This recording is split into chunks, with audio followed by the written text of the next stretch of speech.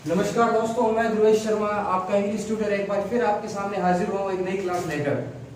जैसा कि आप जानते हो कि पीछे वाली क्लास में अपन ने इंग्लिश लैंग्वेज के बारे में जो एग्जाम के पैटर्न के ऊपर बात की थी और किस प्रकार से आपको एग्जाम में क्वेश्चन मिलते हैं उनके ऊपर भी अपन ने बात की है। और साथ ही अपन ने एक नया टॉपिक भी शुरू किया था नाउन के रिगार्डिंग। तो नाउन की क्लासिफिकेशन को लेकर जो पीछे वाली क्लास में बात हुई है, जिन लोगों ने वे पीछे वाला वीडियो नहीं देखा है वे उस वीडियो को एक बार जरूर देख लें। और यदि आपको जहां पर भी प्रॉब्लम आ रही है तो आप मुझे कमेंट में जरूर बताएं।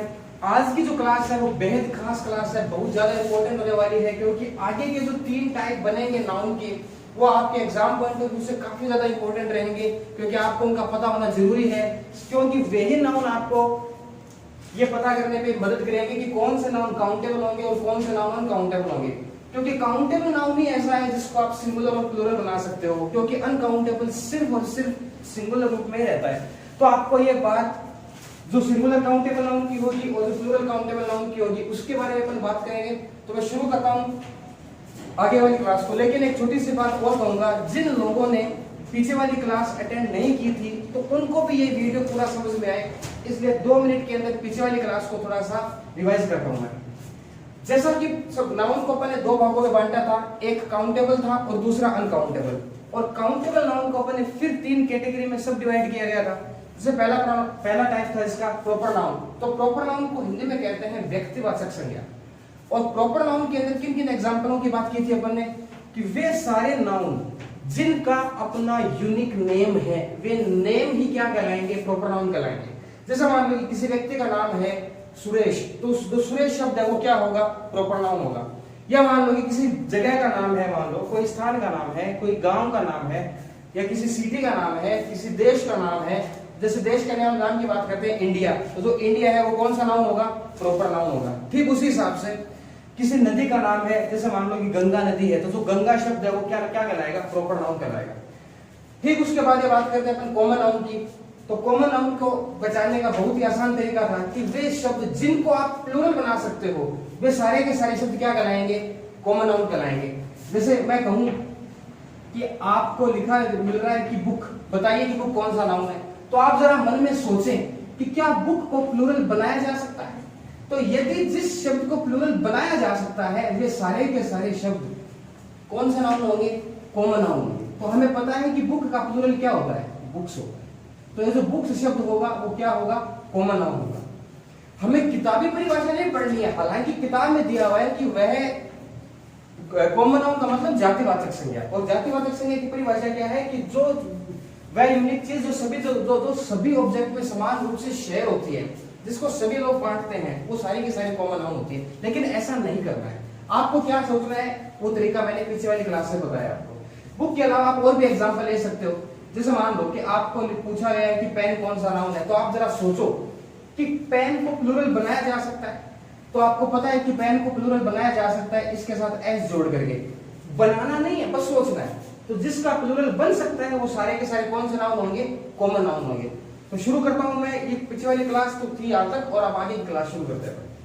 तो तीसरा जो टाइप था वो था अपना कलेक्टिव नाउन का। तो कलेक्टिव नाउन को हिंदी में कहते हैं भाई समूहवाचक संज्ञा। जैसा कि इसका नाम ही आप सुनते हो, और कलेक्शन का मतलब ही क्या होता है, एक समूह, एक गुच्छा। तो जो भी नाउन एक गुच्छे में रहते हैं वे सारे के सारे नाउन कौन से नाउन कहलाएंगे, कलेक्टिव नाउन कहलाएंगे। अब गुच्छे का मतलब क्या होता है, जैसे मैं पीछे वाली क्लास की बात करता हूं, मैंने आपको यह कहा था कि आपको पूछा जाए कि बॉय कौन सा नाउन है, तो आप कहेंगे कि बॉय का प्लूरल बन सकता है, तो बॉय आप बता देंगे कि कॉमन नाउन है। अच्छा, फिर मैंने आपको उसी क्लास में मैंने एक और बात पूछी थी कि सपोज आपसे ये पूछ लिया जाए कि बॉयज कौन सा नाउन है, तो बॉयज भी कौन सा नाउन होगा, कॉमन नाउन ही होगा। यानी कि ये बॉयज कौन सा नाउन है, कॉमन नाउन। और सिर्फ जो बॉय है वो भी कौन सा नाउन है, कॉमन नाउन ही है। लेकिन यहां पर लड़के हैं तो एक से ज्यादा है, और हम यहां पर बात कर रहे हैं कलेक्टिव नाउन की। कलेक्टिव नाउन का मतलब क्या होता है, समूहवाचक संज्ञा। तो क्या यहां पर जैसे मान लो कि अपन संख्या ले लेते हैं, मान लो कि यहां पर 5 लड़कों की बात हो रही है, तो 5 लड़के एक समूह बना रहे हैं, तो क्या 5 बॉयज जो लिखा है उसको कलेक्टिव नाउन में शामिल किया जाए, तो ऐसा नहीं करना है। ऐसा नहीं करना है। वो इसलिए क्योंकि जिस शब्द के लास्ट में एस लगाया जा सकता है वे सारे के सारे कौन से नाउन में शामिल होंगे? कॉमन नाउन में। लेकिन कलेक्टिव नाउन कभी भी अपने अंत में क्या नहीं लेता? एस नहीं लेता। एस नहीं लेगा लेकिन एक समूह रखेगा, वे नाउन क्या कहलाएंगे? कलेक्टिव नाउन कहलाएंगे। दोबारा सुन लीजिए, एस नहीं लेगा और समूह को दर्शाएंगे, वे सारे के सारे नाउन क्या कहलाएंगे? कलेक्टिव नाउन कहलाएंगे। जैसे मैं एक एग्जांपल की बात करता हूं, जैसे जानवरों के झुंड को अपन क्या कहते हैं? हर्ड कहते हैं। जानवरों के झुंड को कहा जाता है हर्ड। जानवरों का झुंड, तो एक से ज्यादा जानवर हुए, तो एक से ज्यादा जानवर होने के बावजूद भी क्या मैंने किसी भी शब्द के लास्ट में एस लगाया है? आप नहीं लगाया, क्योंकि एस लगाने का मतलब वो कौन सा नाउन बन जाएगा? कॉमन नाउन बन जाएगा। ठीक उसी हिसाब से ये जानवरों का झुंड है, तो अपन और बात कर लेते हैं। पक्षियों के झुंड को कहते हैं अपन फ्लॉक, जहाजों के झुंड को कहते हैं अपन फ्लीट, लोगों के झुंड को अपन क्राउड भी कहते हैं, मॉब भी कहते हैं। दोनों में डिफरेंस ये है कि क्राउड का मतलब होता है जब भीड़ शांत है, और मॉब का मतलब होता है जब भीड़ गुस्से में है। गुस्साई भीड़ को कहते हैं मॉब, और जो शांति से कोई भीड़ बैठी है कहीं पर उसे क्या कहते हैं अपन? क्राउड कहते हैं। इनके अलावा भी देखो जरा, यूनियन। तो यूनियन तो बहुत सिंपल सा शब्द है, इसके बारे में आप बहुत जानते हैं। संगठन, यूनियन का मतलब क्या है? संगठन। और संगठन कब बनता है? जब एक से अधिक दल शामिल होते हैं तभी तो संगठन बनता है। और देखिए जरा, क्लब। तो क्लब का हिंदी में मतलब क्या होता है? क्लब ही होता है। और देखिए जरा, चाबियों की गुच्छे को अपन क्या कहते हैं? बंच कहते हैं। तो बंच का मतलब चाबियों का गुच्छा, एक से ज्यादा चाबियां शामिल होगी तभी तो बंच बनेगा। बंच अंगूरों के गुच्छे को भी कहते हैं। और देखिए जरा, अच्छा एक बात यहां से आगे एग्जांपल लेने से पहले मैं आपको बता दूं, एक से ज्यादा व्यक्ति या वस्तु या जानवर सभी में शामिल हो रहे हैं। एक से ज्यादा जानवर हर्ड, एक से ज्यादा पक्षी फ्लॉक, एक से ज्यादा गाड़ियां या जहाज फ्लीट, एक से ज्यादा व्यक्ति क्राउड या मॉब भी कह सकते हो, एक से ज्यादा दल यूनियन बन जाएगा, वही क्लब बन जाएगा, और एक से ज्यादा वस्तुएं बंच बन जाएगा। और देख लीजिए जरा, फैमिली। फैमिली के अंदर एक से ज्यादा सदस्य रहते हैं, तो फैमिली भी किसका नाउन? कौन सा नाउन कहलाया जाएगा? कलेक्टिव नाउन ही कहलाया जाएगा। लेकिन आप जरा देखिए कि किसी के भी लास्ट में क्या नहीं लगा हुआ? एस नहीं लगा हुआ। एस लगाने का मतलब हुआ कि वो नाउन किस में कन्वर्ट हो जाएगा? कॉमन नाउन में कन्वर्ट हो जाएगा। और देखो जरा, टीम। अब एक क्वेश्चन आपके दिमाग में आ सकता है कि सर टीम कलेक्टिव नाउन कैसे हुआ? जैसे मान लो कि मैं आपको यहां पर एग्जांपल ना देकर के आपसे डायरेक्ट पूछा जाता है कि जरा बताइए कि टीम कौन सा नाउन है, तो आप इस टीम को जब भी शब्द को पढ़ोगे तो आपके दिमाग में एक बात आएगी कि क्या टीम का प्लूरल टीम्स होता है? तो होता है। आप देखते हो टीम का प्लूरल क्या होता है? टीम्स होता है। तो अब आप टीम को कलेक्टिव नाउन मानेंगे या कॉमन नाउन मानेंगे? तो यह बड़ा प्रश्न है। तो आप एक बात ध्यान रखिए, यदि आपसे सिर्फ पूछा जाए कि टीम कौन सा नाउन है तो आपका जवाब क्या होगा? Collective noun. लेकिन यदि आपको यह पूछा जाए कि टीम्स कौन सा नाउन है तो आपका जवाब क्या होगा? Common noun. यानी कि टीम्स कौन सा नाउन माना जाएगा? कॉमन नाउन माना जाएगा। टीम्स कौन सा नाउन माना जाएगा? Common noun. जबकि सिर्फ टीम कौन सा नाउन होगा? Collective noun. ठीक उसी प्रकार से जैसे मान लो कि आपको यह पूछा जाए कि ग्रुप। ग्रुप का मतलब ही क्या होता है? गुच्छा, संगठन, समूह है, ये सारे शब्द होते हैं ग्रुप के। तो ग्रुप भी कब बनता है? एक से ज्यादा होने से ही तो बनता है ग्रुप। तो क्या ग्रुप का प्लूरल ग्रुप्स नहीं होता? होता है। लेकिन यदि ग्रुप पूछा जाए कि कौन सा नाउन है, फिर उसी हिसाब से ग्रुप पूछा जाए तो कौन सा नाउन होगा? Collective noun. लेकिन यदि आपसे ये पूछा जा रहा है कि ग्रुप्स, तो ग्रुप्स नाउन कौन सा बन जाएगा? कॉमन नाउन में आ जाएगा। वैसे आप फैमिली का भी प्लूरल बना सकते हो, फैमिलीज होती हैं। तो जैसे फैमिली लिखा है तो कौन सा नाउन माना जाएगा? Collective noun. और यदि फैमिलीज लिखा है तो वो कौन सा नाउन बन जाएगा? Common noun. दोनों में डिफरेंस समझिएगा। कॉमन नाउन क्या था? जिनका प्लूरल बनाया जा सकता है, जबकि कलेक्टिव नाउन क्या है? जिनका प्लूरल नहीं बनाया जा सकता। आप कहेंगे कि इनका प्लूरल तो बन रहा है ना? हाँ बन रहा है, लेकिन इसके प्लूरल रूप को शामिल किस में नहीं किया जा सकता? कलेक्टिव नाउन में।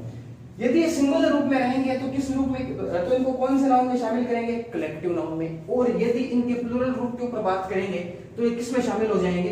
कॉमन नाउन के अंदर शामिल हो जाएंगे। तो कलेक्टिव नाउन के बारे में ये जानकारी सबसे ज्यादा जरूरी है। तो मैं तीनों नाउन के बारे में फिर से बात बता देता हूं।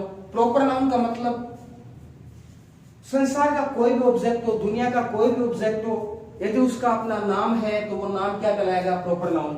कॉमन नाउन क्या कहलाएंगे? जिन शब्दों को आप प्लूरल बना सकते हो, जिन नाउन को आप प्लूरल बना सकते हो, वे सारे के सारे क्या होंगे? कॉमन नाउन होंगे। और कलेक्टिव नाउन क्या होंगे? जिनमें एक से ज्यादा का भाव होता है, एक से ज्यादा व्यक्ति, वस्तु या जानवर शामिल होते हैं, लेकिन कभी भी प्लूरल नहीं बनाया जा सकता। लेकिन कभी भी प्लूरल नहीं बनाया जा सकता, यह बात ध्यान रखेंगे। प्लूरल बनाने का मतलब क्या होता है? प्लूरल बनाने का मतलब इन नाउन के लास्ट में एस या ईएस आप नहीं शामिल कर सकते, इनके एस अंत में नहीं जोड़ा जा सकता। और यदि जोड़ना है तो ये किस में शामिल हो जाएंगे? कॉमन नाउन के अंदर शामिल हो जाएंगे। तो यहां तक उम्मीद है आपको ये तीनों प्रकार के नाउन समझ में आ गए होंगे। तो ये काउंटेबल की जो तीनों कैटेगरी है वो आ चुकी है। अब अपन बात करते हैं अनकाउंटेबल के बारे में। चलो, तो काउंटेबल नाउन के जो तीनों टाइप थे उनको अपन ने पढ़ा है। अब अपन शुरू करते हैं। जो अनकाउंटेबल नाउन है उसका अगला टाइप है जो मटेरियल नाउन। मटेरियल नाउन जिसको अपन पदार्थवाचक संज्ञा भी कहते हैं या द्रव्यवाचक संज्ञा भी कहते हैं। देखो, नाउन के क्लासिफिकेशन में अपन ने पढ़ा है कि नाउन पांच प्रकार का होता है, जिनमें 3 प्रकार अपन ने पूरे कर लिए। ये चौथा प्रकार है जो अनकाउंटेबल का पहला रूप है, मटेरियल नाउन। जितने भी नाउन हैं उन सभी नाउन में यदि सबसे बड़ा कोई नाउन है तो वो सारा का सारा मटेरियल नाउन है। मटेरियल नाउन का मतलब क्या है? पदार्थवाचक संज्ञा या द्रव्यवाचक संज्ञा। जैसा कि इसके नाम से ही आपको पता चलता है, मटेरियल को हिंदी में क्या कहते हैं? पदार्थ ही कहते हैं। अब आप इसको शुरू करने से पहले आप इसके गहराई पे उतरो जरा। आप जानते हो कि पदार्थ की कितनी अवस्थाएं होती है? साइंस में आप पढ़ते हो तो आपको पदार्थ की अवस्थाएं मिलती हैं, सॉलिड, लिक्विड और गैस। ये 3 प्रकार की अवस्थाएं आपको मेनली मिलती है। सॉलिड स्टेट, लिक्विड स्टेट और गैस स्टेट है। यानी कि जो गैसियस स्टेट है, सॉलिड स्टेट है और लिक्विड स्टेट्स है, इन तीनों स्टेट के अलावा भी 2 प्रकार की अवस्थाएं और बताई गई है। उनमें चौथी अवस्था होती है जिसको अपन कहते हैं बोस-आइंस्टीन, और जो 5वीं अवस्था है उसे कहते हैं अपन प्लाज्मा। ये सारी की सारी अवस्थाएं किन की है? मटेरियल की है, पदार्थ की है। इसका मतलब ये हुआ वे सारे उदाहरण जो इन 5 प्रकार में शामिल होते हैं, वे सारे के सारे उदाहरण कौन से नाउन का प्रकार होंगे? मटेरियल नाउन का उदाहरण होंगे। दोबारा सुन लीजिए इसी बात को। वे सारे नाउन जो 5 अवस्थाओं के अंदर शामिल होते हैं, वे सारे के सारे किसका रूप होंगे? मटेरियल नाउन का रूप होंगे। लेकिन एक बात आपको यहां से हो सकता है आपके दिमाग में कुछ अलग चल रहा हो। मैं आपसे पूछूं कि टेबल कौन सा नाउन है? थोड़ी देर पहले मैंने आपसे बात भी की थी, तो आप कहेंगे कि कॉमन नाउन है। फिर मैं आपसे पूछता हूं कि टेबल पदार्थ की कौन सी अवस्था है? तो आप मेरे को बताएंगे कि कुछ लोग कहेंगे कि ठोस अवस्था है, द्रव तो होने से रही और लिक्विड तो होने से रही, तो ये ठोस अवस्था है। तो क्या ये है? ठोस पदार्थ का उदाहरण है। बात को समझने की कोशिश करना।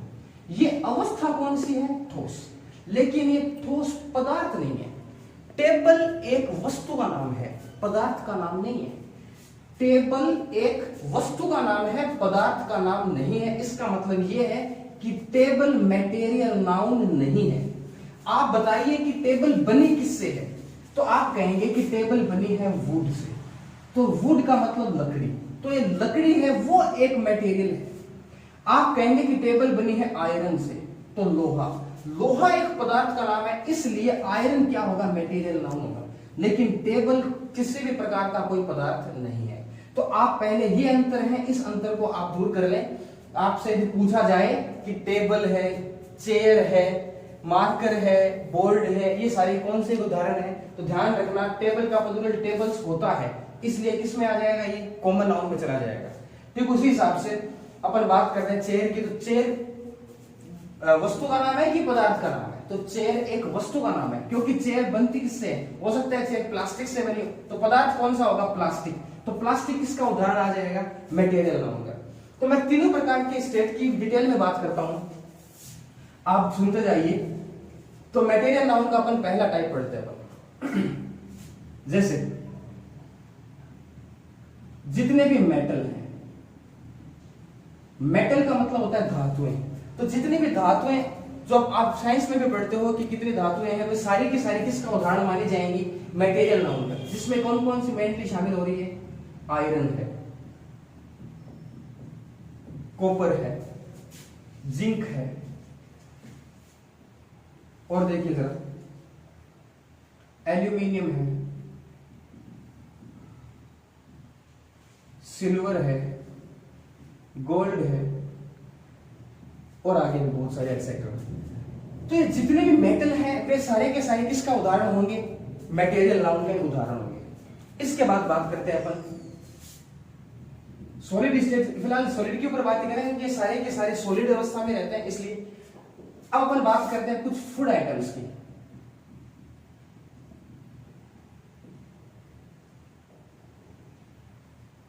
देखो, जितने भी फूड आइटम्स है, जितने भी खाद्य पदार्थ हैं, या जिनको आप भोजन के रूप में इस्तेमाल करते हो, वे सारे के सारे वस्तुएं भी कौन से नाउन का प्रकार है? मटेरियल नाउन का। जैसे आप खाना खाते हो तो आप जो ब्रेड यूज में करते हो या रोटी यूज में लेते हो, तो रोटी या जो ब्रेड है वो किसका उदाहरण होगा? मटेरियल नाउन का। बात समझ में आ रही है? आप चावल खाते हो, पके हुए चावल है, तो किसका उदाहरण होंगे? मटेरियल नाउन का। ठीक उसी हिसाब से कुछ लोग मीट खाते हैं, तो जो मीट है वो किसका उदाहरण होगा? इसी का उदाहरण होगा। तो एक एग्जांपल लेते हैं, देखिए जरा, ब्रेड है। जितने भी फूड आइटम्स हैं, जितने भी फूड आइटम्स हैं, वे सारे के सारे किस में शामिल होंगे? मटेरियल नाउन के अंदर शामिल होंगे। ब्रेड है, बटर है, राइस है। देखो यहां पे एक बात समझेंगे, राइस का मतलब यहां पर चावल है, और राइस वे चावल हैं जो पके हुए हैं। ऐसा नहीं है कि कच्चे चावल की बात नहीं कर रहा, क्योंकि कच्चे चावल खाते हो या पका के खाते हो। तो फूड आइटम्स का मतलब क्या होगा? फूड आइटम्स का मतलब वे सारे के सारे भोज्य पदार्थ जिनको आप सेवन में लेते हो, जिनको आप सेवन करते हो। तो राइस वे चावल है जो आप पे पके हुए हैं। और देखिए जरा, मीट, बीफ वगैरह वगैरह। या आप ऐसा भी एक एग्जांपल ले सकते हो, ये भी इंपॉर्टेंट है, फिश। सबसे इंपॉर्टेंट एग्जांपल यही है, फिश वाला। अब आप कहेंगे कि सर फिश का प्लूरल तो फिशेस होता है ना? बिल्कुल होता है। तो यदि आपसे ये कहा जाता है कि फिश, बताइए कि कौन सा नाउन है, तो यदि मछली जिंदा है या मछली आप खाने की बात नहीं कर रहे, तो आप जानते हो कि मछली का प्लूरल बनता है, फिशेस भी बनता है।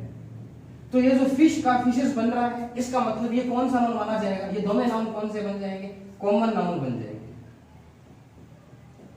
लेकिन यहां पर जो फिश है, इसका मतलब मछली के मांस की बात हो रही है, यानी कि मछली आप जो खाने में ले रहे हो उस मछली की बात हो रही है। यदि मछली जिंदा है या यह मछली खाने के अलावा यूज में ली जा रही है, तो ये किस में आएंगी? फूड आइटम्स यानी मटेरियल नाउन में। लेकिन यदि मछली खाने के लिए, पहले दोबारा बोलता हूं मैं, यदि मछली खाने के लिए है तो वो किस में आएगी? फूड आइटम्स यानी मटेरियल नाउन में। लेकिन यदि मछली खाने के अलावा कहीं पर भी यूज हो रही है, तो वे सारी की सारी किस में शामिल होंगी? कॉमन नाउन के अंदर शामिल होंगी। बात समझ में आ रही है? और देखिए जरा, आप जैसे ब्रेड के ऊपर बात कर सकते हो। हालांकि ब्रेड का मतलब रोटी भी है, और जो ब्रेड होती है उसको भी बात कर सकते हो। इनको गिना जा सकता है। यदि आप इनको गिन रहे हो, खा नहीं रहे हो, खा रहे हो तो मटेरियल नाउन, और यदि गिन रहे हो तो फिर ब्रेड का प्लूरल ब्रेड्स बन जाएगा और वो कॉमन नाउन के अंदर चला जाएगा। तो ये दो प्रकार की बातें आपको समझ में आ रही। और देखते हैं, इसको डिटेल में बात करते हैं।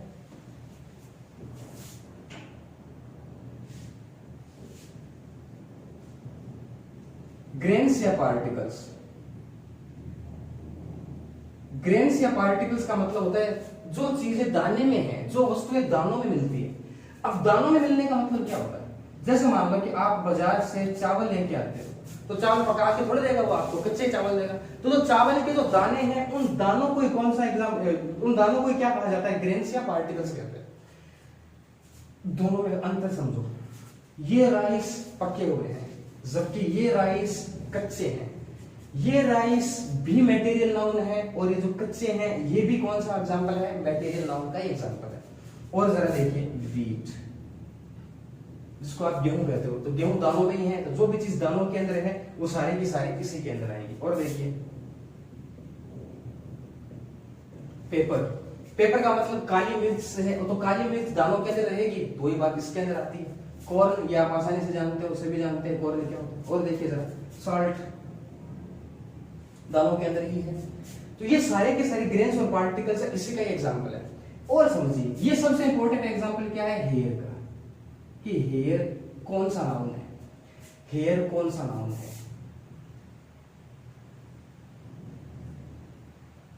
तो हेयर कौन सा नाउन होगा भाई, ग्रेन और पार्टिकल्स के अंदर शामिल होता है, और वो किस में शामिल होता है, मटेरियल नाउन के अंदर।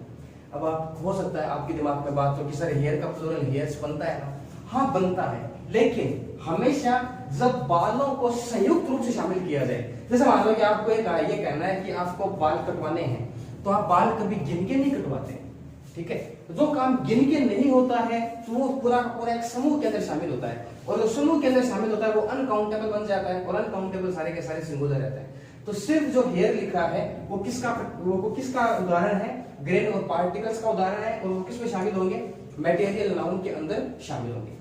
और जरा समझिए,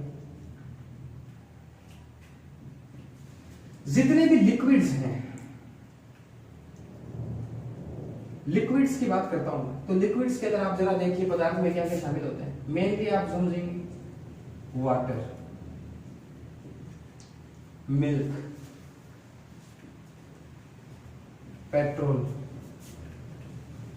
अब इसके अंदर सारी चीजें आ जाएंगी, ऑयल भी है, डीजल भी है। और समझिए जरा, जैसे मान लो कि आपने घर में चाय बनाई है, तो चाय कौन सा नाउन है, तो चाय जो बनाई है, जो चाय आप पी रहे हो, देखो टी का मतलब दो अर्थ है। टी का मतलब यदि चाय बनी हुई है, लिक्विड अवस्था में है, तो वो इस श्रेणी में आ जाएगी टी। और यदि चाय बनाई नहीं है बल्कि चाय के दाने हैं, चाय पत्ती है, तो वो जो दानों के ऊपर बात हो रही है, तो वो किसमें शामिल हो जाएंगे, ग्रेन और पार्टिकल्स में। तो ये आप डिफरेंस आसानी से कर पाएंगे। चाय के दाने हैं तो भी मटेरियल नाउन होगा, और चाय जो आपने बना रखी है पीने के लिए वो है, तो भी किसका, तो भी वो कौन सा नाउन होगा, मटेरियल नाउन ही होगा। इतनी बात समझ में आती है, आगे देखते हैं।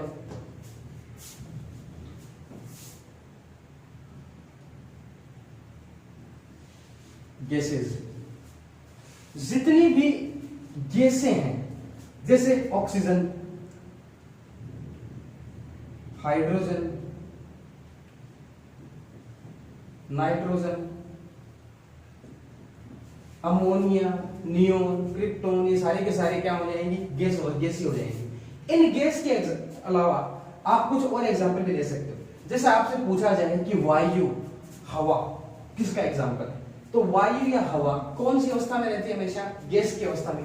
तो एयर या विंड जो है, दोनों किसका एग्जाम्पल होंगे, गैस अवस्था का उदाहरण होंगे। और जो गैस है वो किसमें शामिल होती है, मटेरियल नाउन में। तो ये जो एयर है ये काफी इंपॉर्टेंट रहता है।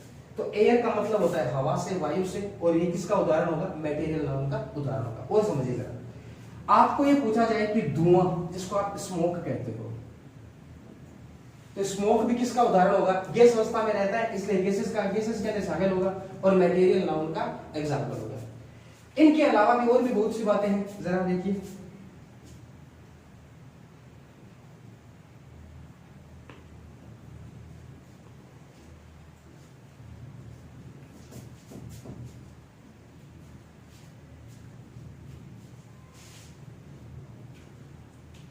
नेचुरल फेनोमेनन यानी कि प्राकृतिक घटनाएं। नेचुरल फेनोमेनन का मतलब होता है प्राकृतिक घटनाएं, यानी कि वे सारी घटनाएं जिनको करने वाला इंसान नहीं है बल्कि प्रकृति है। जैसे बारिश को इंसान थोड़ी कराता है, तो जो बारिश होगी वो किसके अंदर शामिल होगी, नेचुरल फेनोमेनन के अंदर शामिल होगी, और वो सारी की सारी किस में आ जाएंगी, अनकाउंटेबल नाउन के अंदर आ जाएगी। और जरा देखिए, फ्लड का मतलब हुआ भाई यहाँ पर बाढ़ से, तो बाढ़ किसी व्यक्ति की तो बस की बात नहीं है, तो प्राकृतिक आपदा है। और जरा देखिए, अर्थक्वेक, वोल्केनो, तो ये सारी की सारी किसके उदाहरण है, नेचुरल फेनोमेनन के उदाहरण है। और समझिए जरा, मान लो कि मौसम के अंदर बहुत ज्यादा नमी है, आर्द्रता है, तो जो आर्द्रता है या जो उमस है, जो नमी है, उसको आप ह्यूमिडिटी भी बोलते हो, तो वो भी किसका उदाहरण है, इसी मटेरियल नाउन का ही उदाहरण है। और समझिए जरा, अगले पॉइंट की बात करते हैं, सातवां पॉइंट है कुछ नाउन ऐसे होते हैं जो एक समूह के अंदर रहते हैं। अब आपका ध्यान हो सकता है वापस कलेक्टिव नाउन के अंदर चला जाए, लेकिन कलेक्टिव नाउन के अंदर बात नहीं कर रहा मैं। ये जो मैं पॉइंट बता रहा हूं, सातवां पॉइंट, ये काफी ज्यादा इंपॉर्टेंट रहेगा।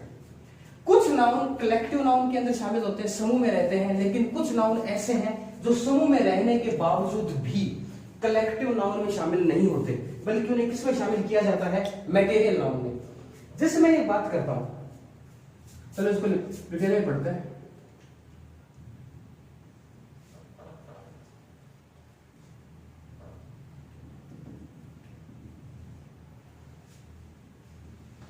Group of same objects, baggage.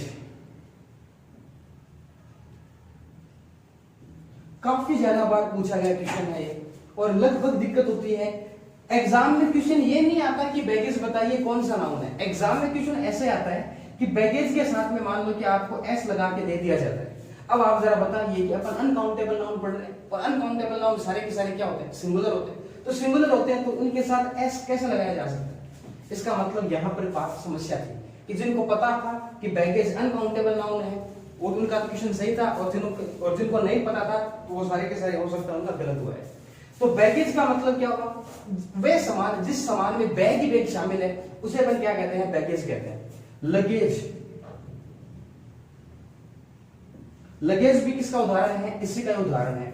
दोनों का एक ही मतलब है, बैगेज और लगेज दोनों का एक ही मतलब है। दोनों का मतलब होता है सामान, लेकिन लगेज में किसी भी प्रकार का सामान हो सकता है, और बैगेज में भी सामान शामिल होते हैं जिसमें सिर्फ बैग ही बैग इस्तेमाल होती है। और जरा समझिए, एडवाइस काफी ज्यादा इंपॉर्टेंट वर्ड है। एडवाइस, सलाह। अब आप कहेंगे सलाह कौन सा नाउन हुआ?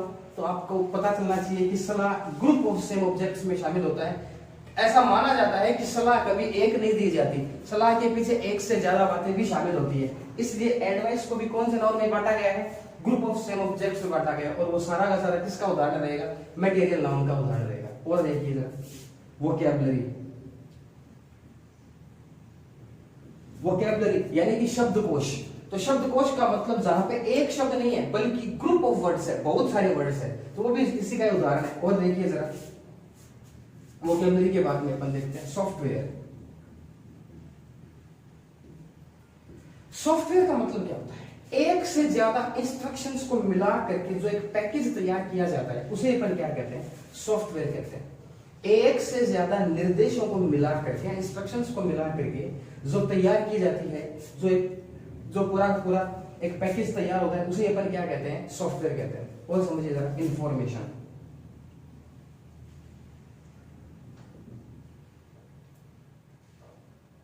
ये भी काफी ज्यादा बार पूछा गया क्वेश्चन है। इंफॉर्मेशन, इंफॉर्मेशन का मतलब है यहाँ पर सूचना से।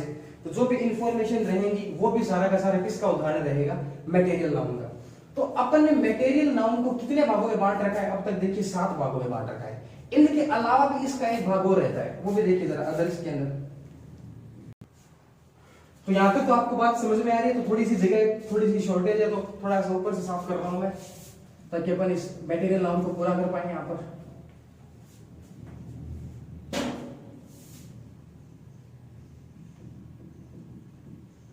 अदर्स, देखिए अपन ने सारे पदार्थ की अवस्थाओं के एग्जांपल ले लिए हैं, सॉलिड के भी ले लिए हैं, लिक्विड के भी ले लिए हैं, और गैसों के बारे में अपन ने बात की है, और सॉलिड से भी कुछ एग्जांपल्स और बन रहे थे, लिक्विड के बन रहे थे, उन सभी के ऊपर अपन ने बात की है। लेकिन एक बात और देखते हैं कि प्लाज्मा का मतलब क्या है। यहाँ पर प्लाज्मा किसको कहते हैं और प्लाज्मा के एग्जाम्पल क्या रहेंगे? देखो चौथी अवस्था होती है बोस-आइंस्टीन। तो बोस-आइंस्टीन एक यूं मान के चले कि एक आइडियल स्टेट होता है, एक आदर्श अवस्था होती है। तो वो सिर्फ और सिर्फ ये कहा जाता है कि -273 डिग्री सेंटीग्रेड के ऊपर यदि कोई वस्तुएं रहती है तो उनको इसमें शामिल किया गया है, तो वो एक आदर्श अवस्था है, तो वो एक व्यवहारिक नहीं है, तो मैं उसको छोड़ रहा हूं। उसके अलावा अपन जो प्लाज्मा है उसके ऊपर बात कर रहे हैं। जैसे मान लीजिए कि आपके पास में एक बंद कमरा है, तो बंद कमरा है जिसमें कहीं से भी कोई रोशनी नहीं आ रही है, कहीं भी कोई लाइट नहीं है, तो इस कमरे में क्या रहेगा? बिल्कुल चारों ओर बिल्कुल डार्कनेस रहेगी, अंधेरा रहेगा। अब आप कमरे के अंदर गए और कमरे के अंदर जाने के बाद मान लो कि आपने एक बल्ब ऑन किया है, लाइट ऑन की है, तो जैसे आप बल्ब ऑन करेंगे, लाइट ऑन करेंगे, तो इस कमरे में क्या हो जाएगा? चारों ओर एक पदार्थ फैल जाएगा, और वो जो पदार्थ फैल जाएगा उस पदार्थ देखो आपको पता है कि पूरे कमरे में रोशनी फैल जाएगी, और जो रोशनी है तो वो जो रोशनी कौन सा पदार्थ है, तो उसी रोशनी वाले पदार्थ को क्या कहते हैं, अपन प्लाज्मा कहते हैं। और जरा समझिए, आपने सुना होगा कि सूर्य से धरती पर सूर्य की किरण 8 सेकंड में आती है, सॉरी 8 मिनट में आती है। तो वो जो 8 मिनट में सूर्य से कोई पदार्थ उत्सर्जित हुआ है वही तो धरती पे आपतित हुआ है। इसका मतलब वहां पे कोई पदार्थ का आना और धरती पे उसका आपतन होना, तो उसी जो पदार्थ को क्या कहेंगे, अपन प्लाज्मा कहेंगे। तो जितने भी प्रकार की रेज हैं, जितने भी प्रकार की लाइट्स हैं, वे सारे के सारे किसके एग्जाम्पल रहेंगे, इसी मैटेरियल नाउन के एग्जाम्पल रहेंगे। तो मैं इसको कह सकता हूं कि मून लाइट, जो चंद्रमा से आने वाला प्रकाश है, सनलाइट, और देखिए सिर्फ लाइट, तो ये सारे के सारे किसके एग्जाम्पल रहेंगे, मटेरियल नाउन के एग्जाम्पल रहेंगे। तो नाउन के ऊपर अपन ने 4 इसके क्लासिफिकेशन के बारे में डिटेल के अंदर चर्चा की है।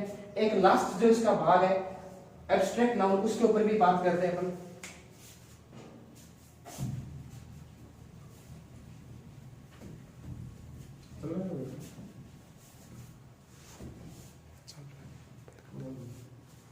एक लास्ट टाइप जो बच रहा है नाउन का, वो है एब्स्ट्रैक्ट नाउन। 4 प्रकार के नाउन अपन ने बात कर ली है, proper noun, common noun, collective noun, और जो अनकाउंटेबल का प्रकार था मटेरियल नाउन, और अनकाउंटेबल का ही दूसरा प्रकार है वो है एब्स्ट्रैक्ट नाउन। एब्स्ट्रैक्ट नाउन को हिंदी में कहा जाता है भाववाचक संज्ञा। वास्तव में ये एक प्रकार का वो नाउन है जो कॉन्क्रीट नहीं है। यूं मान लीजिए कि इसका कोई भौतिक अस्तित्व नहीं है। ऐसा ये एक ऐसा नाउन है जिसको आप एक स्थान से दूसरे स्थान तक उठा के नहीं लेके जा सकते। जैसे मान लो कि मैं कहूं कि ये पेन है, इस पेन को आप यहां से उठा करके दूसरी जगह रख सकते हो, क्योंकि इसका एक फिजिकल एग्जिस्टेंस है, भौतिक वस्तु है। एब्स्ट्रैक्ट नाउन में भौतिक अस्तित्व नहीं होता। जैसे मान लो कि आपकी सोच, तो जो आपकी सोच है, ऐसा तो नहीं है ना कि आपकी सोच वहां पे पड़ी है और उस सोच को आप उठा करके दूसरी जगह पे आप रख दोगे।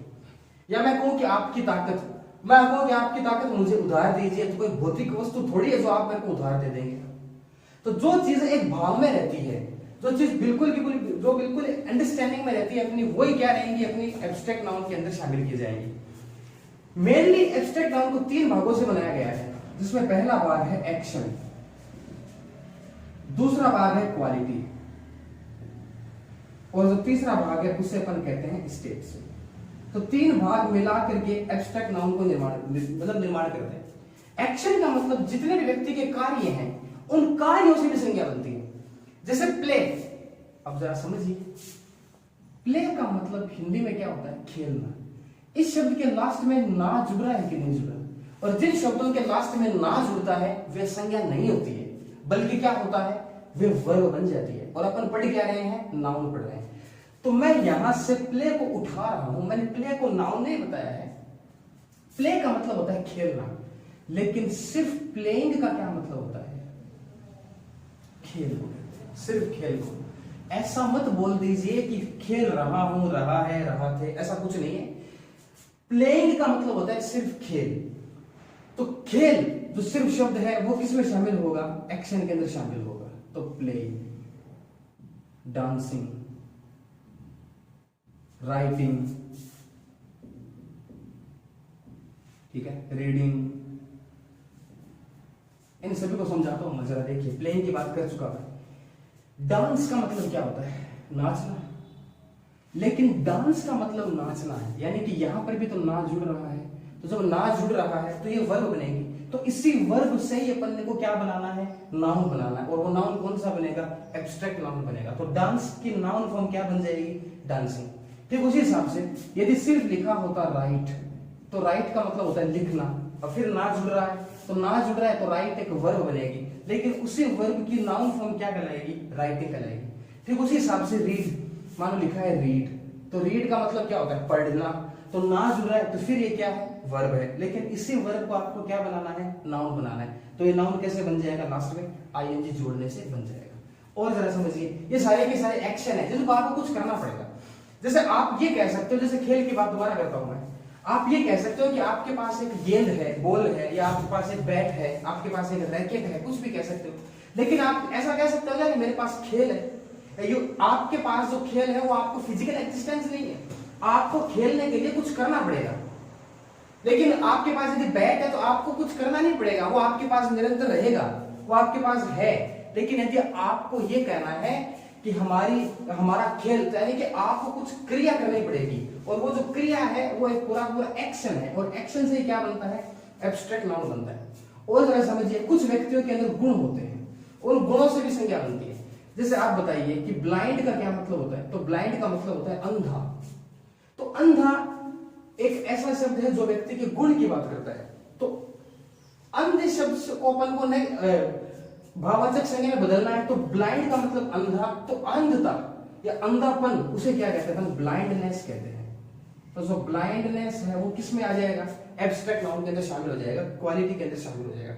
और जरा समझिए, ऑनेस्ट का क्या मतलब होता है अभी, तो ऑनेस्ट का मतलब होता है ईमानदार। तो ईमानदार से अपन को संज्ञा बनानी है तो वो क्या बन जाएगी, ईमानदारी, उसे कहते हैं अपन ऑनेस्टी। और समझिए जरा ब्रेव, तो ब्रेव का मतलब क्या होता है, बहादुर। तो बहादुर से अपन को संज्ञा बनानी है तो वो संज्ञा क्या बनेगी, ब्रेवरी। तो ब्रेवरी जो शब्द है वो किसमें शामिल हो जाएगा, इसके अंदर शामिल हो जाएगा। उम्मीद है आपको यहां तक बातें समझ में आ रही है। ठीक उसी हिसाब से आप ऐसा भी कह सकते हो स्ट्रॉन्ग। तो जो स्ट्रॉन्ग शब्द है उसका मतलब होता है मजबूत। तो मजबूत की संज्ञा फॉर्म क्या बन जाएगी, मजबूती, तो स्ट्रेंथ। तो ये सारे के सारे वर्ड किसके अंदर आ जाएंगे, क्वालिटी के अंदर आ जाएंगे। ये भी एब्स्ट्रैक्ट नाउन की बात करता है। फिर बात आती है लास्ट में स्टेट की। तो स्टेट का मतलब क्या है, अवस्था कौन सी। स्टेट का मतलब यहाँ पर राज्य से नहीं है, बल्कि स्टेट का मतलब है यहाँ पर अवस्था। तो जितने भी व्यक्ति की अवस्थाएं होंगी वे सारे के सारे किसके उदाहरण होंगे, एब्स्ट्रैक्ट नाउन के अंदर शामिल होंगे। जैसे मैं कहूं कि बाल्य अवस्था, चाइल्डहुड। आप जरा समझिए, सिर्फ यदि पूछा जाए कि चाइल्ड कौन सा नाउन है तो आप बताइए कि चाइल्ड कौन सा नाउन है। तो आप जरा सोचेंगे कि क्या चाइल्ड को प्लूरल बनाया जा सकता है, तो बिल्कुल बनाया जा सकता है। चाइल्ड का प्लूरल क्या होता है, चिल्ड्रन। तो जिनका प्लूरल बन सकता है वे सारे के सारे कौन से नाउन होंगे, कॉमन नाउन होंगे। यानी कि ये दोनों के दोनों कौन से नाउन है, कॉमन नाउन है। लेकिन आप बताइए कि यहां पर बच्चा और ये बच्चे दोनों का फिजिकल एग्जिस्टेंस होगा, लेकिन ये बाल्य अवस्था है, तो ये व्यक्ति की एक अवस्था है। तो अवस्था सारी की सारी किस में शामिल होती है, एब्स्ट्रैक्ट नाउन के अंदर। और जरा समझिए, जवानी, यूथ कहते हैं एक प्रकार से, ठीक है। और जरा समझिए, कोई व्यक्ति है जिसकी अवस्था है बीमारी की, तो बीमारी की अवस्था को अपन क्या कह सकते हैं, इलनेस, बीमारी की अवस्था। या मान लो कोई व्यक्ति गरीब है तो उसकी गरीबी की अवस्था है, उसे अपन किस में शामिल कर सकते हैं, पॉवर्टी में।